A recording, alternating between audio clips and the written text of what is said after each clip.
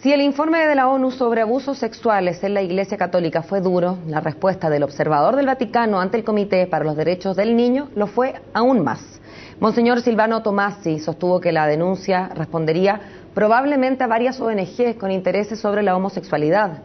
El Comité de las Naciones Unidas pidió a la Iglesia Católica, entre otros puntos, apartar y denunciar a los autores conocidos y sospechosos de abusos sexuales. Queremos conversar más sobre este tema y para eso vamos a tomar contacto con el sacerdote jesuita y además rector de la Universidad Alberto Hurtado, Fernando Montes. Buenos días, don Fernando, ¿cómo le va? Muy buenos días, ¿cómo está usted? Bien, pues muchas gracias por recibirnos telefónicamente esta mañana. Así es, estoy retirado y apenas llega la onda, de repente se va, espero que no nos pase. Esperemos que mantengamos entonces la onda conectada.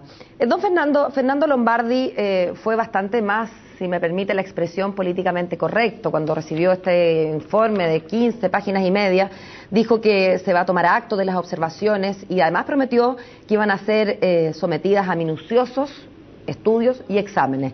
En cambio, Silvano Tomasi no solamente dijo que parecía que este informe estuviera prehecho, influido por estas organizaciones pro-gay, sino que dijo que además el informe era injusto, distorsionado e ideológicamente sesgado. Yo le pregunto a usted como sacerdote, ¿existe la posibilidad de que esté cruzada de ideología el tema de los abusos a menores? A ver, existe, pero cuidado. Primero que nada tiene que quedar claro que el abuso a menores es absolutamente inaceptable. Obviamente que si alguna persona empieza a buscar brujas y a tratar de acusar a cualquier persona por mirar a un niño y todo, puede haber elementos ideológicos, pero por eso lo primero es fijar los hechos con claridad. A mí me llama la atención, en una institución seria como las Naciones Unidas, dice que definitivamente hay que retirar del sacerdocio a alguien que se pueda tener una sospecha. Hay que evitar que tenga todo contacto y hacer la investigación seria, objetiva y clara, porque si no, uno puede cometer las injusticias más enormes, con profesores, con papás, con una mera sospecha y ya simplemente no. Eso está contra la cultura civilizada. Absolutamente, ahora, don Fernando. Creo que hay una cosa que es espléndida, sí. espléndida. En muchas cosas hay un cambio en la cultura. Por ejemplo, en el caso de la homosexualidad, hace 15 años, en el Festival de Viña se reían de los homosexuales y todo el mundo aplaudía. A Dios gracias, en pocos años ha aumentado el respeto y la cultura va cambiando. Nosotros no teníamos la conciencia de la gravedad de los problemas de la pedofilia y sobre todo éramos de una ingenuidad porque no se sabía científicamente, creíamos que con un reto y con cambiar a una persona de lugar el asunto estaba solucionado. Hoy día eso no lo acepta nadie. Claro, afortunadamente que usted tiene razón, somos mucho más sabios y esa ingenuidad a la que usted alude está en el pasado, hemos aprendido... Por ejemplo, lo mismo está pasando en la sociedad con la transparencia. Antes todo estaba más o menos oculto. Hoy día es una nueva cultura que exige transparencia y verdad. Y en el caso de la pedofilia, el doble. Claro, pero cuando hablamos de transparencia, don Fernando, estamos hablando de dineros o de influencias que puedan ser mal habidas o mal utilizadas. Cuando hablamos de pedofilia, en cambio, hablamos de inferir un daño enorme a un niño, ¿no? Entonces, en ese sentido... En los dos casos se infiere daños grandes a terceros, pero en este caso es gravísimo, si no lo estoy negando eso, por favor. No, si mi punto, don Fernando, mi punto... Hay que tener un particular cuidado, pero no se puede condenar seriamente antes de fijar los hechos. Porque la cantidad son enormes, las calumnias. Don Fernando, no cabe ninguna duda que no se puede condenar a nadie por ningún crimen, menos por algo tan horroroso como el abuso infantil sin tener certeza jurídica respecto a su responsabilidad. Eso es clarísimo. Pero también es claro en muchos ordenamientos jurídicos de Occidente y del mundo civilizado que cuando se tiene una sospecha de algo tan atroz, si bien no se juzga a la persona, se toman ciertas medidas de resguardo. Por ejemplo, usted no sabe, usted no ha leído, entonces quiere decir los documentos de la Iglesia desde Benedicto XVI y de Francisco. Yo conozco, lo estudié a fondo.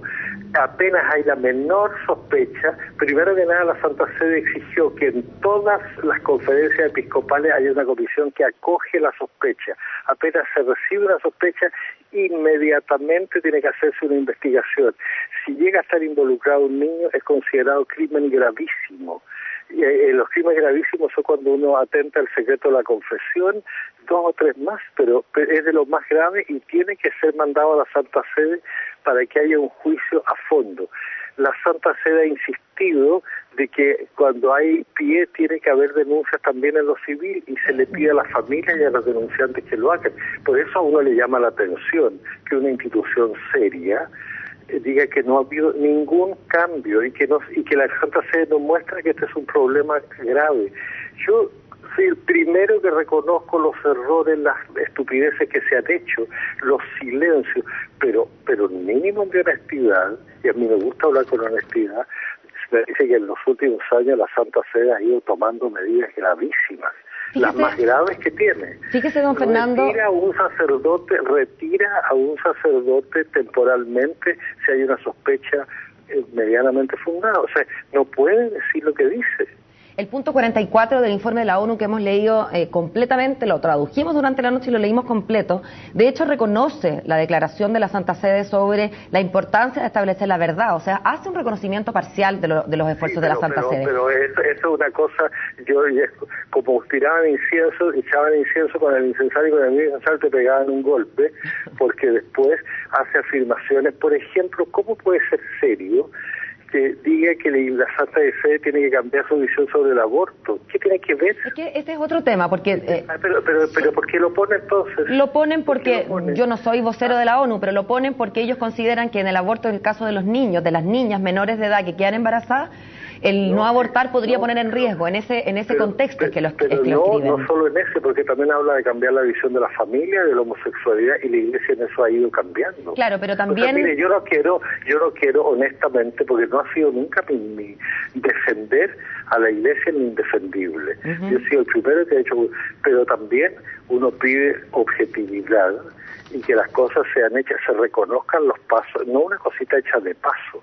A mí me ha tocado ver situaciones gravísimas que la Santa se ha intervenido, cómo ha presionado las conferencias episcopales para que haya un cambio, y esa es la verdad, Entonces, a uno le duele, porque le duele mucho lo que ha pasado, es gravísimo, la Iglesia no puede hacerse la lesa, tiene que denunciar.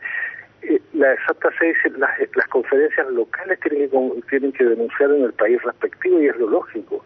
Y eso, si no lo hacemos, estamos cometiendo una falta gravísima. Pero la ONU considera, y así lo dice el informe, usted corríjame si es que el informe está equivocado, pero dice que aún no ha habido desde la Santa Sede una orden mandatoria a que estas investigaciones se pasen de inmediato a la justicia civil, o a la justicia penal en su caso. La hay. O sea, ahí hay una corrección, la hay. Entonces, mire, porque esto lo he estudiado, porque sé que es un asunto grave, el cual la Iglesia ha estado comprometida. Yo no tengo ningún interés en estar defendiendo lo indefendible, pero se pide objetividad. Y por eso yo entiendo que el representante de la Santa Sede se sorprenda por el tono, porque no es lo que normalmente hace una institución internacional. O sea, yo no tengo ningún motivo para juzgar que hay presiones, no tengo información y no hablo sin información. Pero él dice que ha habido presiones de ONG, eso yo no lo puedo afirmar. Pero me parece que tiene derecho y tiene derecho los cristianos, porque esto es un asunto serio que nosotros tenemos que reconocer y corregir, pero a la vez que se reconozca lo que hemos hecho. Fíjese, don Fernando, que no solamente el informe, que lo tengo en la mano, dice que no hay una orden explícita de la Santa Sede, sino que incluso, no solamente, como digo, ha habido omisión, sino que en algunos casos puntuales ha habido una orden explícita de lo contrario, de no mandar los antecedentes a la justicia. Y hace mención del caso explícito de una carta oficial, la tengo al frente, dirigida a los miembros de la Conferencia Episcopal de Irlanda. De ahí entonces mi pregunta sobre este punto. Tengo otra pregunta. Yo honradamente, ¿sí? Es que es muy importante lo que usted me dice. Lo tengo aquí, Si conocen un caso particular, alguien que no tendrá los motivos, porque es muy raro para habiéndose dado la norma general a la Iglesia. Además, yo le recomiendo, ya que usted está citando, también que cite el documento del Papa a los obispos de Irlanda, que es impresionante. en su dureza y en su claridad, ¿no? Es de los golpes más fuertes y las cosas más graves que yo he oído a la Santa Sede dirigido a una iglesia particular. Por último, don Fernando... El problema de la homosexualidad. Yo le digo, yo no tengo por qué estar ni atacando, ni defendiendo, ni atacándolo a usted, pero yo le pido también objetividad. Don Fernando... y que lea usted misma los documentos objetivos de la Santa Sede, porque precisamente ella está considerando, por lo menos su representante en la Santa Sede, que ese documento carece de la objetividad necesaria, si bien obviamente dice cosas verdaderas por las cuales la Iglesia ha reaccionado. Creo que eso es mi punto de vista, creo que ha sido bien claro, y yo en esto, usted conoce, yo siempre reconozco, trato de reconocer la verdad, reconozco mi falta y la de la Iglesia, pero también uno dice, oye, por favor, no convirtamos las cosas para poder hablar civilizadamente, tratémonos con respeto y verdad.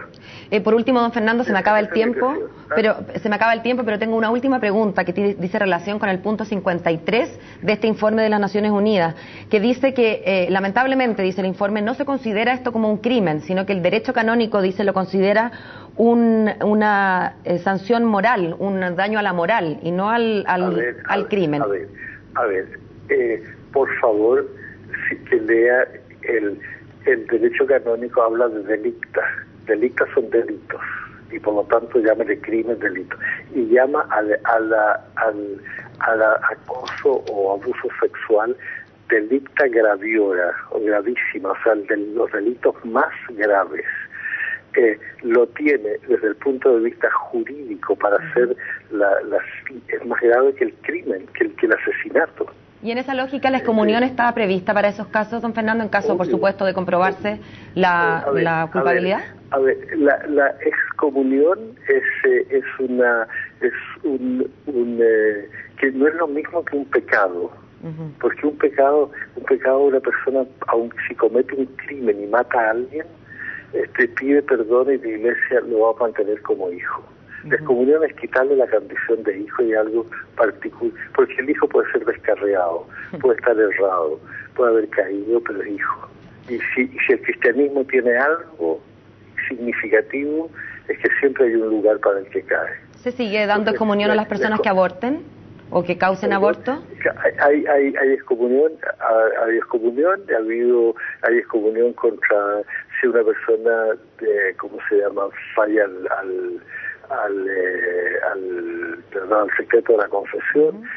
Y ahora, obviamente que esas comuniones se pueden levantar. Es un momento que en un momento le dice usted, de alguna manera siéntase fuera de la iglesia, o no puede recibir la comunión.